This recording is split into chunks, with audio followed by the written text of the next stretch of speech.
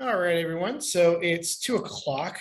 Um, and so I will just get started with our webinar. And as people want to enter, they can come and enter. So I appreciate you being here for this webinar. So really what the topic today is school spaces to assist with mental health initiatives. And one of the things about this is that we've seen a renewed focus on student mental health. We were always kind of incrementing our way there, and then with COVID and the COVID closures and the isolation and the increase in teenage anxiety and depression, people have been paying more and more attention to mental health in general. And so while this mental health concern has been increasing over recent time, this aftermath of COVID gives us a renewed focus. So I'm really happy to give this presentation about some ideas about ways in which we might be able to create different kinds of spaces to help with different kinds of ways of addressing mental health concerns. So, and before I get started, I just really want to talk about an anecdote. I attend a lot of conferences, and I was specifically at a conference where they had interviews with students about mental health and about what schools are doing to address mental health.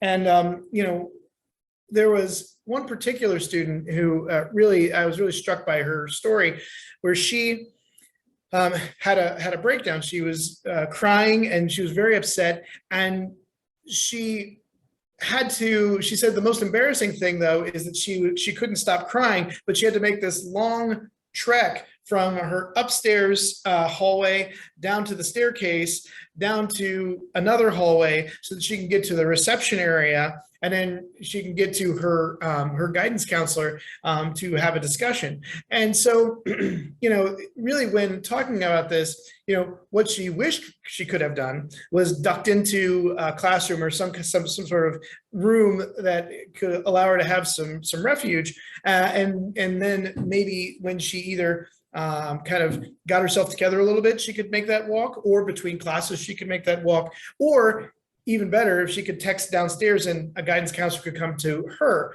And so it really kind of hit home how spaces and mental health initiatives might collaborate to really kind of flesh out the whole mental health picture. And that's what I'm hoping that we get today. So without any further ado, I just want to get started.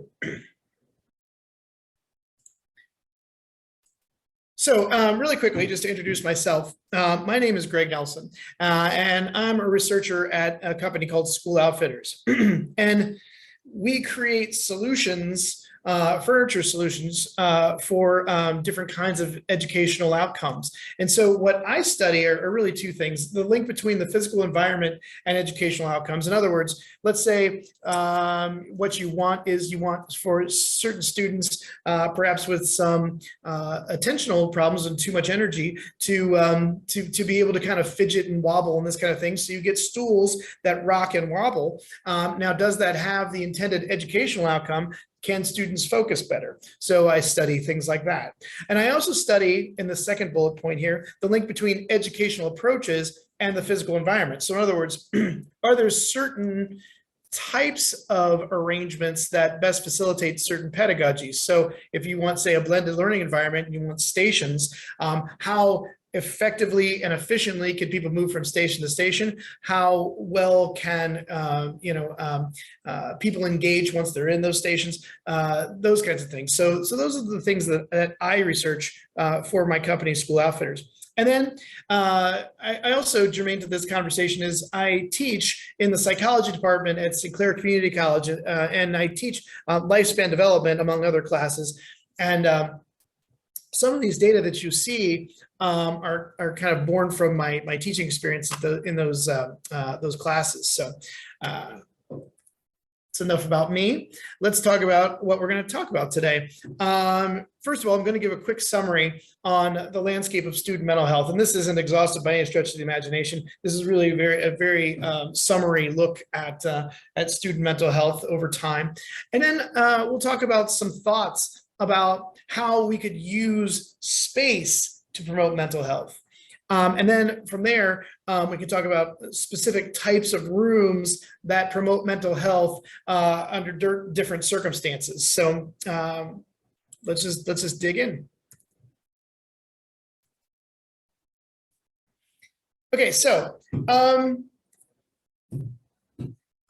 CDC collects a lot of data. And one piece of data that the CDC collects are survey measures of persistent sadness and hopelessness. So I wanted to show these because really when we talk about mental health, this is something that predates COVID. It's not like COVID happened and then student mental health was a concern. Student mental health concerns have been rising over time. And this goes as far back as 2009. If you go even further back, you see more of a rise from 2009 to now. But the idea is that when we look at standard measures that have been taken over time, we see a rapid increase, and we see that increase from 2009 to 2013, 2015, and then we see after COVID hit, we see these incredible increases in reports of persistent sadness and hopelessness. So if we look at the average, we've gone from 26.1% of the population of high school students sampled who say this to 44.2%. So we're talking, not quite double, but reaching double of what it was even in 2009. If we look in just the female population, we see that the number has risen to over half. So over half of the female population in 2021 that were sampled in this CDC survey say that they've reported persistent sadness and hopelessness. And then if we look at that in terms of taking action, we see the idea of suicidal thoughts and behaviors. So we look at these indexes, and we look at the top line says, okay, how many people have seriously considered attempting suicide in the high school population? In 2009, it was 13.8%, risen since then to 19.9%. And again, it had a precipitous rise after COVID. If we look at people who actually made a suicide plan, that number's gone from 10% of the population to 15% of the population. And really, when you talk about making a suicide plan, that's when people become mandated reporters and need to step in and need to have some intervention. So that is an alarming increase, about over 150% increase in the percentage of students who report making a suicide plan. And then if we look at people who actually attempted suicide, we've gone from 6.3% of the population in 2009 to 9% of the population in 2019 and 21. And so really these things are things that we need to really pay attention to. And, we need to really stem this before, these numbers spread. When we look at research on student depression, there are a number of reasons for this, and I always give my source material. So if you want to look up the source material, here it is. But many people say, well, it's social media, and to be sure, there are a number of studies to suggest that depression does rise with social media use, but it's not the full picture. And so I just want to kind of talk through some ideas, some factors that really kind of contribute to student depression. Number one, less in-person social interaction. And one can say that coincides with social media use, because really, since we are so used to not getting together in person, we tend to relate more often to each other through social media use. So untying those two is very difficult. But I'll show you some data that I think you'll find interesting about social interaction. And then you say, well, what can a school do to promote more social interaction? And so, there are certain things that a school can do to promote more in-person, face-to-face sort of conversations. And then secondly, more internet and social media use. Yes. So when we think about this, we think of all sorts of things, right? You can put on filters and create these really unrealistic expectations of what you ought to be relative to what society is. I mean, people only really tend to post their best stuff. So when you look at photos or events like vacations, you could see these really grand sort of things, and then when you compare your life to those images, that can be very depressing. Also, cyberbullying is still a big thing. I mean, we try to stem it as much as we can, but cyberbullying is definitely, in full swing, especially as social media use becomes much more ubiquitous. And then lastly, there are fewer activities that foster independence. So, well, not that there are, but kids are engaging in fewer activities that foster independence. So some data to suggest that there are fewer teens who get driver's licenses, who don't have that self-efficacy. There are fewer teenagers who get jobs, who work outside of their house. There are fewer teenagers who actually go to places without their parents. So we see that over time, we've experienced a loss in independence and independent activities. So just as an example, I mean, here are data, published data, to show decline in in-person interaction. And so if you look at my day is the 1985 to 1989, if we talk about high school, and so if we're looking there, we see that 180 out of the 360 days, people report getting together. These are longitudinal studies from the 70s, and so we see during my day it was about 180 days. And now if you look at high school students and the median number of days they report, I mean, it's somewhere more around 120 days. So if you think of 60 fewer days, I mean, we're really, cutting by a third, the number of days that people report actually getting together with friends. And you see this happens in the 8th grade and the 10th grade as well. If we look at an example of students engaging in fewer activities that foster independence, this is an example. Percent of students who say that they make any money at all through outside work. And if you look again at my days, and I hate to say in my day, but before there was this advent of social media and the internet at all, over 70%, about 75% of high school seniors reported making money through outside work, and that number has dropped precipitously to about 55%. So this is, and then you can look at these through for all sorts of things. If you really look at the decline in adult activities among U.S. adolescents, if you really go to that report, you'll see these numbers for all sorts of measures of not doing things independently.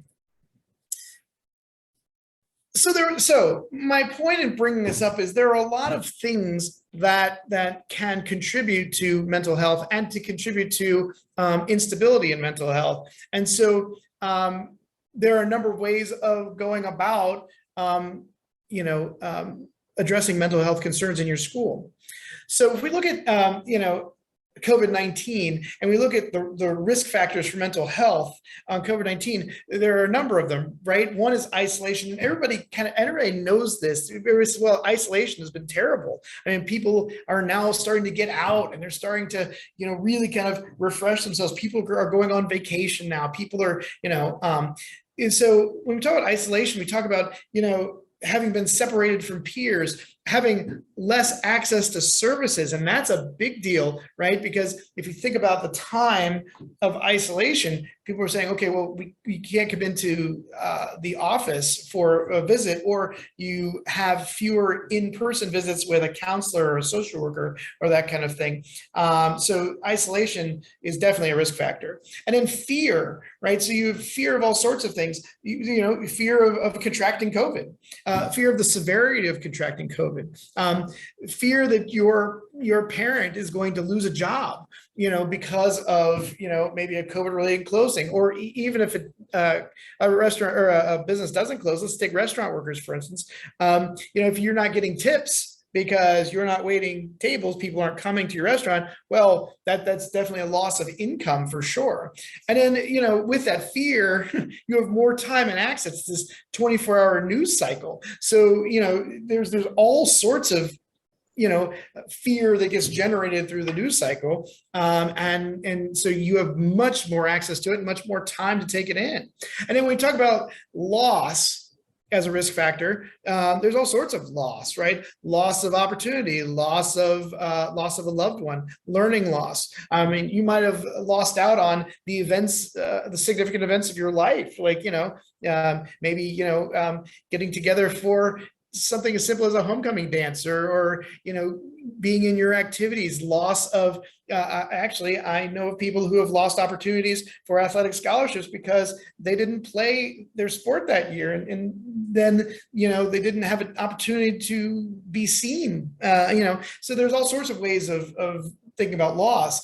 And then a heightened risk of what are called aversive childhood experiences. There is an official scale called the ACE scale for aversive childhood experiences. And those are really severe things, like when we talk about food insecurity, being in abusive situations, things that really are, fear of violence. These things are aversive childhood experiences. And we see through psychological studies that over time, these things persist. If you have a high rating on the ACE scale when you're a child, most of the time that leads to, more smoking, more high-risk behaviors as an adult, more incarceration as an adult. I mean, there are things that kind of stay with you, and all of those things, can be exacerbated by COVID.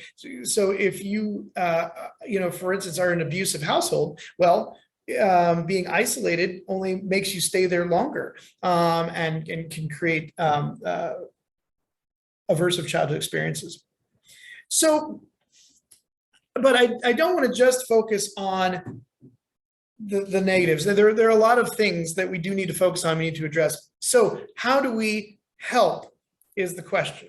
And so, and there are a number of ways, but I really want to bring up a couple things because, some of these designs you're going to see today are built to help to support some of these initiatives. So the first framework for building students' resilience that I want to talk about, the HOPE network, and the HOPE framework, and that's really from the American, the Academic Pediatrics Association, and basically there are four things that the Pediatric Association recommends. Number one is children build more resilience when they have nurturing, supportive relationships. Number two, children build their resilience when they have safe, stable, protective, and equitable environments. And then also connectedness and a constructive social engagement. And then learning social and emotional competencies. So in other words, how do I interact with people? If you have these four things, according to the Academic Pediatric Association, you can start, it's kind of the foundation for building resilience. And then I want to talk about another thing from the National Survey of Children's Health, which talks about school-related positive childhood experiences. So we have this ACE scale, and the National Survey of Children's Health is developing this PCE scale. And really, when we talk about PCE scales, there are a number of dimensions, and there are school-related dimensions. So what are some of the school-related things that children can do to kind of build their resilience? And one of those factors is, well, do they engage in after-school activities? children who engage in after-school activities tend to have more positive responses to surveys about mental health. Do they have the opportunity to volunteer, to give back to the community? Do they have the opportunity to rely on somebody for mentoring, or can they get advice, or can they get guidance? And then number 4, can they share ideas with a caregiver? And we can substitute teacher for caregiver, or just a trusted adult, somebody who's a caring adult. Can you provide that? And these are things that are school related that can help to boost positive childhood experiences. So now I've kind of set a little bit of the landscape here. And so, okay, so what do we do with spaces to promote mental health? And I want to make a case that we do create spaces in many, many other places that are otherwise stressful places. So for instance, airports. Airports are very stressful places. You know this. I know this from being in airports, traveling for conferences and whatnot. It's not the most fun experience that people tend to have. And sometimes it can be stressful. Your flights can get delayed, canceled, that kind of thing. You might have to rush to, a connection. So what do airports do? Airports have things like yoga rooms. If you look at O'Hare Airport, they have a yoga room. San Francisco Airport, yoga room. Massage chairs, very common. You can do things like you can put money in and you can have the vibrating massage, or you can actually see a massage therapist often in airports. Airports also tend to have little nooks that are flight club areas. And so these flight club areas are places like, well, do you belong to, American Airlines Club, this kind of thing. And so basically it's thought to be a respite, where you can kind of get away from the hustle and bustle and relax. If we look at hospitals, of course, hospitals are stressful places.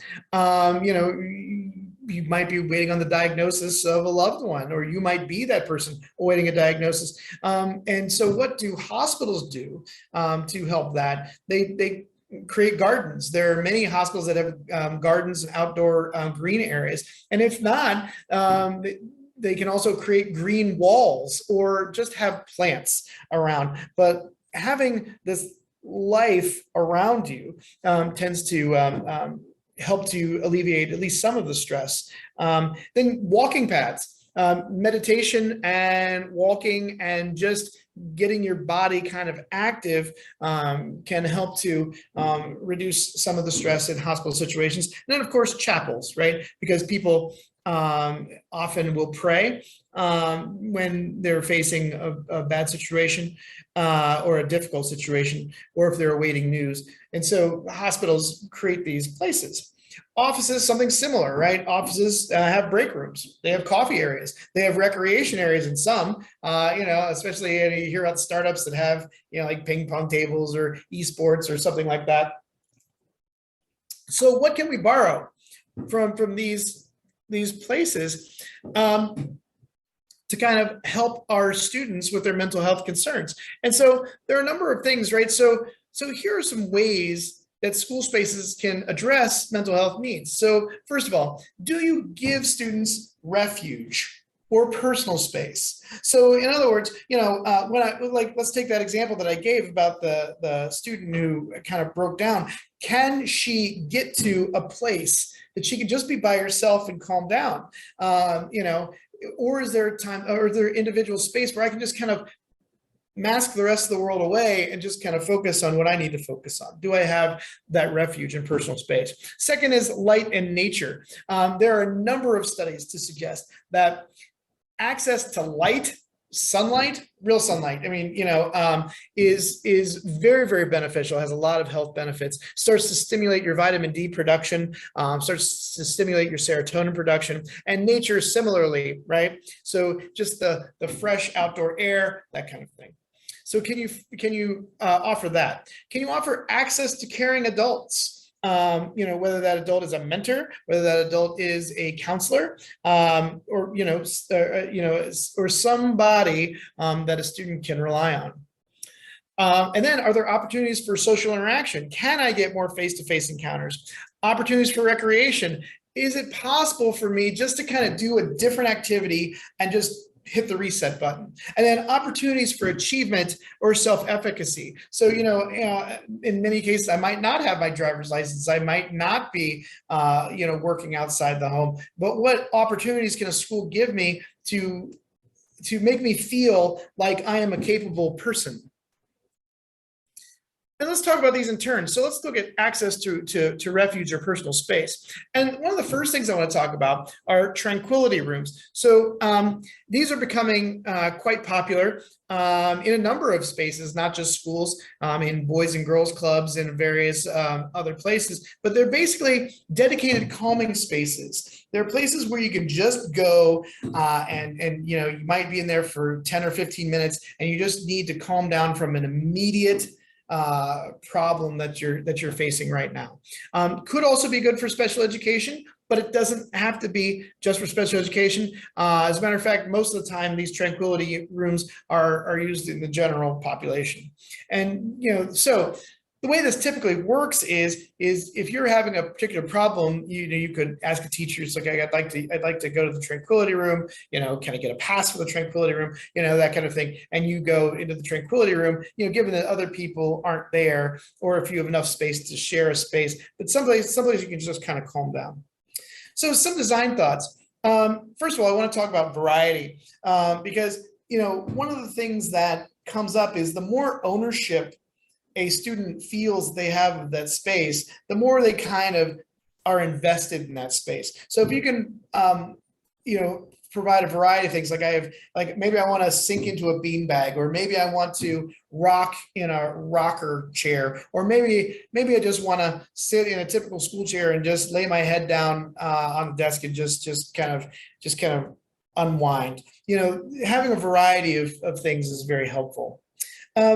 Cool, calming colors. When we talk about cool colors tend to be in the blue spectrum. So the blue, green tend to be calming. There are other colors other than the cool colors that are kind of calming, like the pastel-y sort of colors. But in general, like blue, greens tend to be calming. The inclusion of biophilia, and biophilia is just a fancy word to mean that do you bring life into the area? And it could be something as easy as like having like a sandstone sort of thing around, just having water, trickling water, having plants, those kinds of things that kind of give life and give access to nature. And then writing surfaces. So the idea is, can you, sometimes people might want to write down their thoughts. They might want to write an angry letter to themselves, crumple it up and throw it away. They might want to write something more calming to themselves. But, do you give them access to express their thoughts? And then access to calming items. So for instance, like stress balls, fidget spinners, that kind of thing, to help with the calming process. The second room I want to talk about when we talk about refuge and personal space are breakout rooms. And so, basically these are quick go-to places. And so they basically reduces embarrassment during a stressful time, and they could be multi-purpose areas. Like for instance, the one you see here is really a video production lab that, somebody could duck into if nobody's there. So some things to think about is to make sure that these locations are convenient, that they're easy to get to, that students know where they are, that they have access to them, and maybe they don't really need permission to duck into these spaces.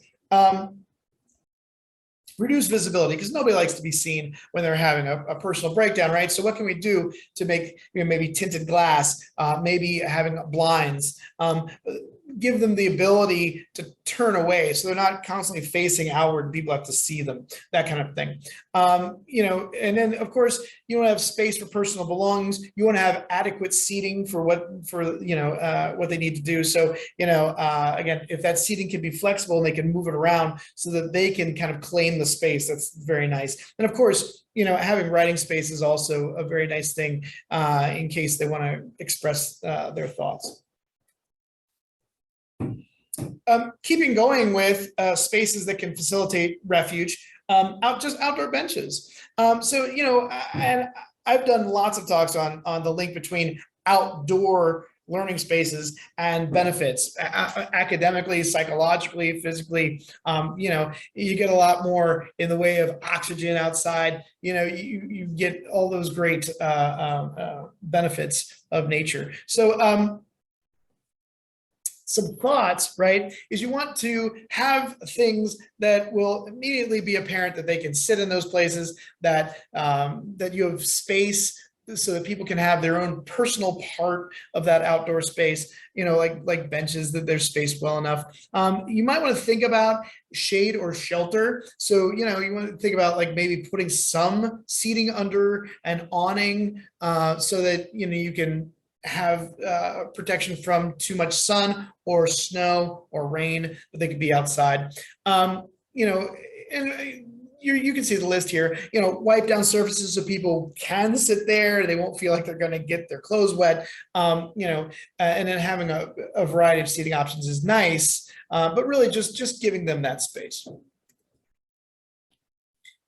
And then lastly, on the refuge and personal space are just individual nooks. You can put these anywhere. You can put these in common areas. You can put them in libraries, but they're basically just little spaces where you can kind of get away from the crowd without being totally by yourself. You can be among people and yet kind of, cloistered off. And so some design thoughts are things like, can I have some semi-enclosures or some divider panels so that I'm kind of in my own little bubble. And then, you could also have those things that are full enclosures. There are full enclosures with acrylic doors where people use to study, but that just might be just enough to give personal space that I can kind of get away from the crowd. Okay, so those were some ideas for refuge and personal space. And now I just want to talk quickly about access to light and nature. So when we talk about access to light and nature, what kind of indoor spaces can you create that help to give people access to light? So for instance, can I use hallways and entryways? Maybe these are historically unused spaces that I can now put maybe a couple soft seating units in. Maybe I can put some, cafe chairs and tables in, but someplace close to the windows so that people can get access to that light. And, how can I better arrange things in my dining areas or my libraries or my learning commons to give access to that light? Also, I know I talk about variety a lot, and I'm not going to hammer away at all the different varieties, but I do want to say this, that, whenever you create a space that is kind of not as typical, like for instance, if you say, well, I really want to invite students to sit, in these hallway areas or these entryway areas, well, you need to make it inviting. So, what kind of variety do you need to make those spaces inviting places that entice students to get the benefits of light and nature? And then outdoor spaces, of course, how can you build outdoor classroom spaces? And you do find that when you have outdoor classroom spaces, you tend to kind of get all those psychological benefits of that as well. Meaning that you have natural mood elevators in your body that tend to be enhanced when you have access to sunlight and oxygen and airflow. So all of that is extreme benefit of having outdoor classroom spaces. Can you use some of your areas for outdoor dining? Can you allow some or all of a class of students to engage in outdoor dining? What can you do to create outdoor recreational possibilities? And those outdoor recreational possibilities could be something as simple as having a walking path, but it could also be things like art panels, or like a little garden, or something that lets people kind of recreate. And I just listed some immediate benefits of being outdoors. There is a lot of literature on the benefits of outdoor learning spaces. Okay, so let's talk about access to caring adults. And so, when we think about access to caring adults, you might immediately think of, well, counselors and mental health professionals, but it could be all sorts of people. And I want to also make a note here and say that many times, you can, I'm going to give a couple rooms here, but you can also meet adults in your refuge spaces. So like, for instance, in the example I gave about the student, if she went to a breakout room, then she could text for a guidance counselor to come to her, then you can kind of have that access to caring adults while at the same time seeking refuge. So just something to think about. One of the first things I think of when access to caring adults are resource rooms. Do you have rooms that are, inviting, that have soft, comfortable seating, places where if you do need to have a serious talk or a counseling session or an intervention or something like that, do you have a comfortable space that facilitates that? And so now these don't only have to be used for intervention. They can be used for tutoring, mentoring. They can be used for, special needs like speech therapy and this kind of thing as well, but there are multi-purpose areas that you can also employ to kind of help with some of your mental health initiatives. And then we're talking about nurses' offices. One thing that's really nice about a nurse's office is that if you do have an emotional or psychological concern, you can go to the nurse under the banner of just not feeling well. I'm just not feeling well, and you go to the nurse and you can talk to the nurse through your concern, and then that nurse can refer you to a school counselor, can give you information about whatever services are available in your community, and might be able to be a triage person to kind of assess and talk with a student about the things they're going through. Nurses also are important if you have students who have psychotropic medications, and most commonly, antidepressants like, SSRIs, which are serotonin reuptake inhibitors, anxiety medications, that kind of thing. A nurse is the obvious place to keep those psychotropic medications. And again, I want to reiterate that, those refuge spaces can also be spaces where one can meet a caring adult as well. So, and now we get into things that kind of build that resiliency, right? So really, we've been talking before about like places that are really for more like recovery. And now we're talking about, well, I guess nature really is more about resiliency too. But these next ones are really very heavily about building ongoing resiliency in your student population. And so the first thing is opportunities for social interaction. How much can we give people the opportunity to collaborate and work together and get that feeling of belongingness? And so the first thing, and this is the informal social interaction, common areas. Can you outfit common areas, even if they don't have as much light as you might like? Can you find spaces where you can invite face-to-face conversations in hallways, entryways, your locker areas, your lobby areas, your large stairway? Do you have a place like under a stairway that is open enough that you might be able to put a cafe table in there? What can you do to facilitate a student's sense of belonging among their peers?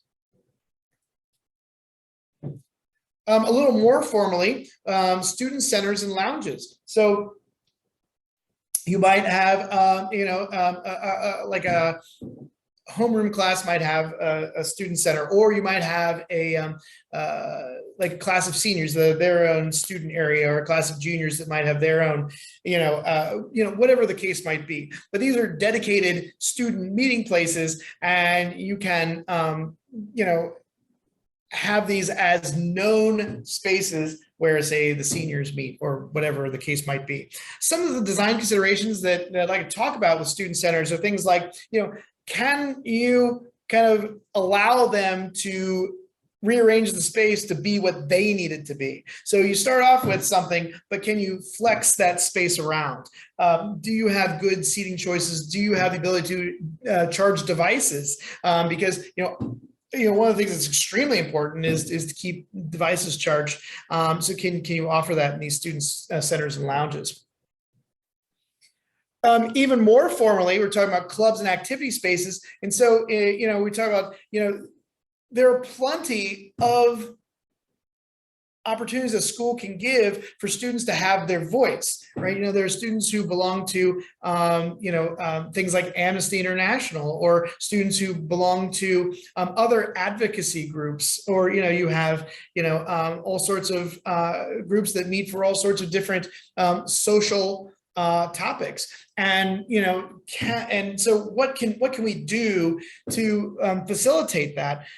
So really, design considerations are, you really want them to have access to the resource materials they need and the tools they need to do what they do. Maybe they need to make posters, and so one of the things might be, making sure that these things are next to your digital media, so you can send things off to print on the large printer in the makerspace. But whatever the case might be, how do you give people access to the tools they need so that their voices can be heard, or that they can share their thoughts? And this could be a really good opportunity for students to do something about some of the strife and emotional weight that they're feeling. And then collaboration areas. Collaboration areas are really just areas where people can meet and collaborate. We often see this in libraries or learning commons. But basically, you just want to make sure that, when you talk about collaboration, here's one of the things that I want to reiterate as being important. I put a few bullet points on here. One of the things that is important is that you give students the equal opportunity to interact with each other. And by this, I mean, they need to be able to see each other. So if you have desks that are like really long, it makes it hard for person over here to see person over there, and you've known this if you've ever gone to a large party in a restaurant, they seat you at a long rectangular table. That can be difficult. So if you're going to have 8 people, you want to kind of seat them in the round or in a horseshoe or in a pattern that maybe they can arrange that allows everybody to equally be part of the conversation, and as if you stretch people out too far, there's certain pockets that can talk to each other, but you don't want that. You want to facilitate interactions among a number of people at the same time. That's what I mean by giving everybody equal opportunity to be part of the collaboration. And of course, dining areas, right? So, and really you can read through this list of things, but when we talk about design considerations for dining areas, different people have different needs. I mean, some people want to use that time to write thoughts as they're talking. Some people want to use that just as an eating space. Some of the people want to be in the round and directly facing each other. Other people want to be have a little more space between. So what kind of choice can you give that allow students to use that area, yes, for dining and for getting their nourishment, but also to create opportunities for social interaction in the ways that they need to do it. And of course, one of the great things about dining areas is you can also plan on using these as multifunction spaces for group work, for tutoring, for a number of things. You can use them actually in the wake of COVID. People have been using dining areas as classroom areas too. And if you spread out far enough, or for large group participation events.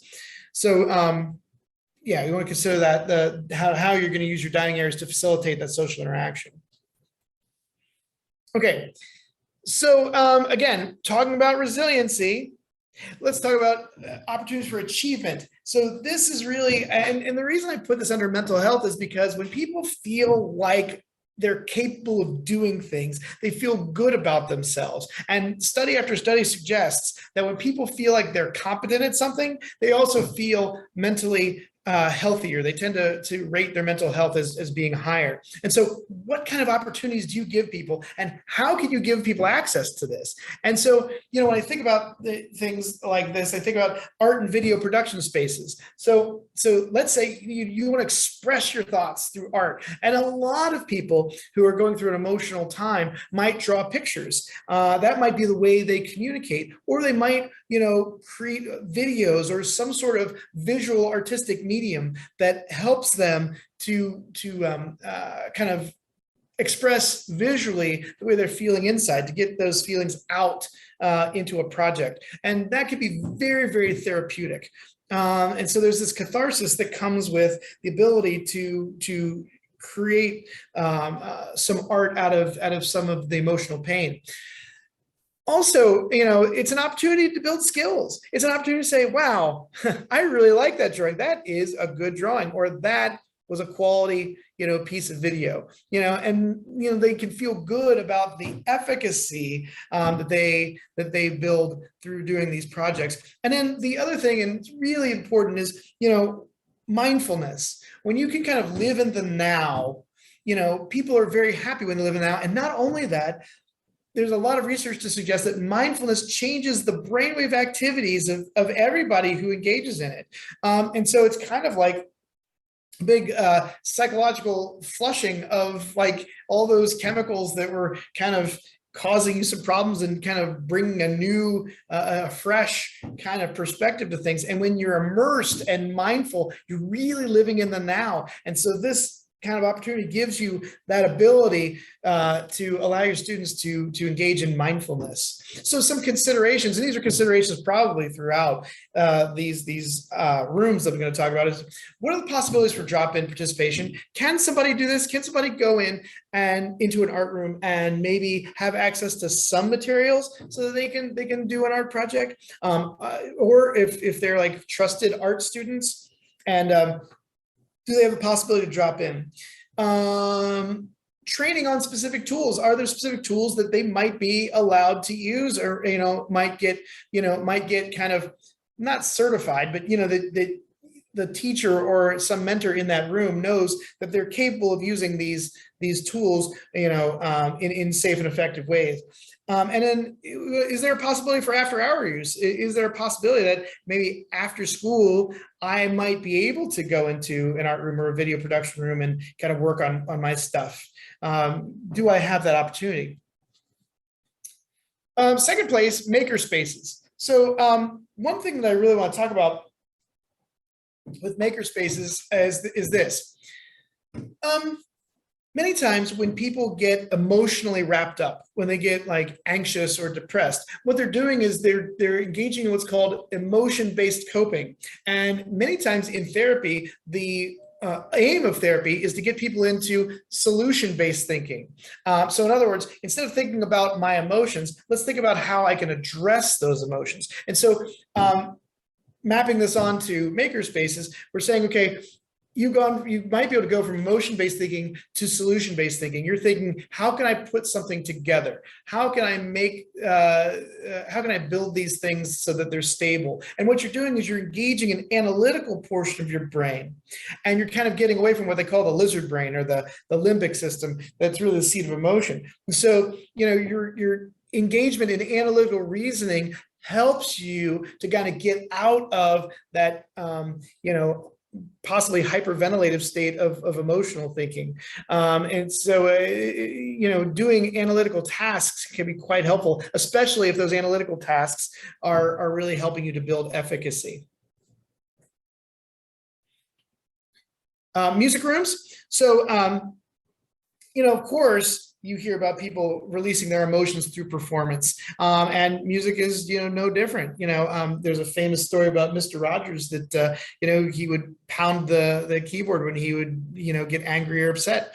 There are people who might want to sing a song and kind of belt at the top of their lungs, or just try to sing something beautiful to kind of work their way through an emotional state. And really, again, mindfulness, when you're in a performance-based thing or an artistic-based thing, you tend to be extremely mindful. And so really, the same kind of considerations hold up here for music rooms as they did for art rooms, as they did for maker spaces. What are some possibilities to give more students access to these at the times they might need them? Computer and digital media rooms. So really, maybe what people want to do is they want to like refocus. They say, okay, look, I am so far behind. I'm so anxious on the things I'm behind on. I really need to understand this better. They can go to a computer room and they can do some blended learning. They can kind of go over the content again and kind of get some mastery of it. Maybe, if English is a second language, they can get access to some of the programs that help them, to increase their fluency in English. Also, literacy, special needs. What can I do to kind of build my abilities to kind of keep up or alleviate some of the anxiety about not keeping up? And then the second piece is you can just use digital media to build skills. You can work on, photoshopping. You can work on 3D printing. You can work on video editing. You can do a number of things through digital media rooms that can help you to, again, build competencies that you can be proud of and happy about. All right, and now the last set of rooms are opportunities for recreation. And there are a number of things. I'm only going to give you a couple examples. Some things you might want to consider. So, as I mentioned that some offices have recreation rooms, that kind of thing. You can do this through like esports. There are a lot of varsity esports teams, especially in high school, and it's even burgeoning in middle school. And so you have these, possible uses for teams, yes, but you might also be able to open this up for recreational use as well. I mean, these games are common to a lot of people, like Super Smash Bros. You could play that. Anybody can play that game. It doesn't have to be just a team sanctioned sort of thing. So can you give people opportunities to engage in some esports or gaming? What are you doing with your outdoor areas? Can you create outdoor areas that allow, that invite play? So like, for instance, in playgrounds, do you have multiple activity centers? Do you have activity centers that engage, like for instance, playhouses often engage an imagination component. If you have panels that might have an artistic component. You might have like music, like the xylophones that you can play, and then of course, gross motor things. Do you have multiple centers that kind of invite different people to do different activities, to kind of give them the ability to kind of recreate and kind of refresh? And of course, sports areas, right? Open fields, baseball fields, basketball courts, those kind of things that can help with just to kind of get some activity in. And then recreational use, so things like walking trails, or do you have like a walking path with trees or natural flora or that kind of thing that can otherwise give people just kind of a chance to recreate and refresh. And these are just a couple. I mean, you can build gyms and that kind of thing as well. So this is my recap of school spaces. And if you email me, I can send you this slide deck that has this in there. But basically, the recap of school space is really, refuge and personal space. Is that part of your mental health initiative to create refuge and personal space? Is it part of your mental health initiatives to give more access to light and nature? Is it to have better, more efficient, more effective access to caring adults? Do your mental health initiatives also contain more opportunities or more quality opportunities for social interaction? Same thing with achievement and self-efficacy and recreation. What are your mental health initiatives? And then when you think about those mental health initiatives, what kind of physical spaces do you need to accomplish those things?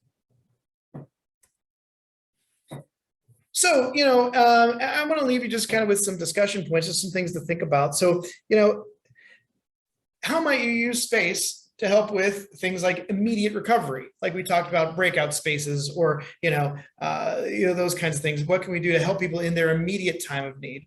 And then when you think of your mental health initiatives, how might you use space to promote longer-term healing from trauma or emotional distress, like those resource rooms or those intervention areas or counseling opportunities, that kind of thing? And then how might you use space to promote resiliency and build self-efficacy to deal with future difficulties so that you're more able to adapt when you feel an emotional problem coming up? And some of those opportunities we talked about, with regard to, building your self-efficacy, expressing yourself, that kind of thing. So it's just something to kind of take home and think about. All right, so really, I've reached the end of my time, and I want to thank you a lot for being a part of this. I really think that there is a lot that space can do to help to support some of the mental health initiatives that you might be considering for your school or district. So what I'd like to do is, here's my email address, greg.nelson@schooloutfitters.com. And what I'd like to do is I'd like to kind of open it up in the, how about the chat? How about we put any questions in the chat, and then I can address those.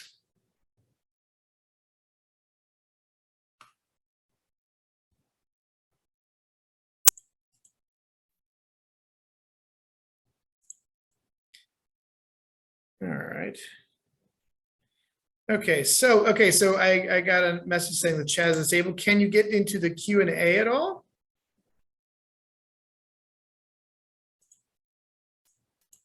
All right, you can get the Q&A.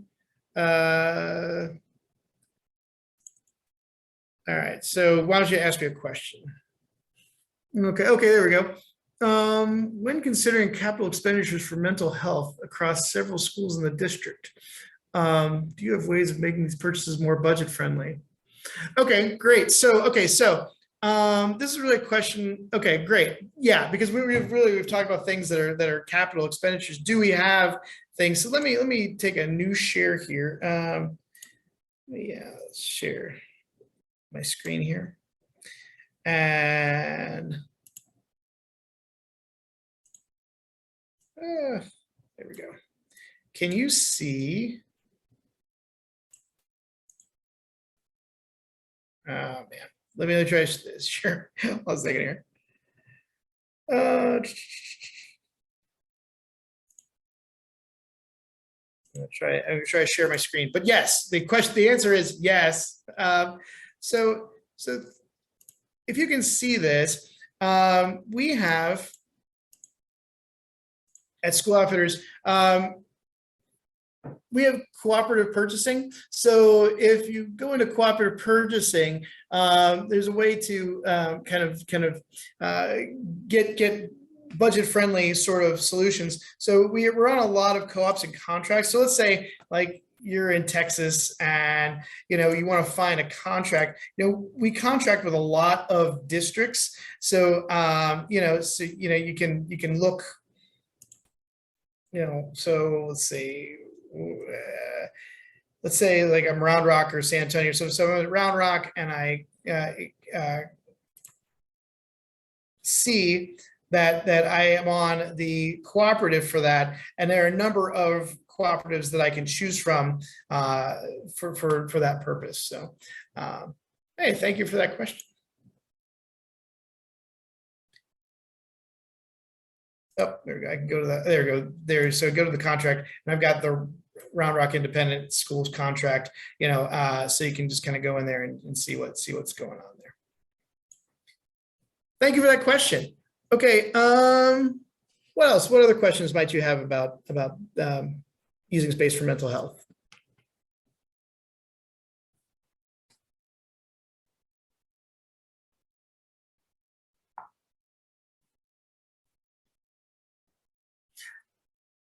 All right.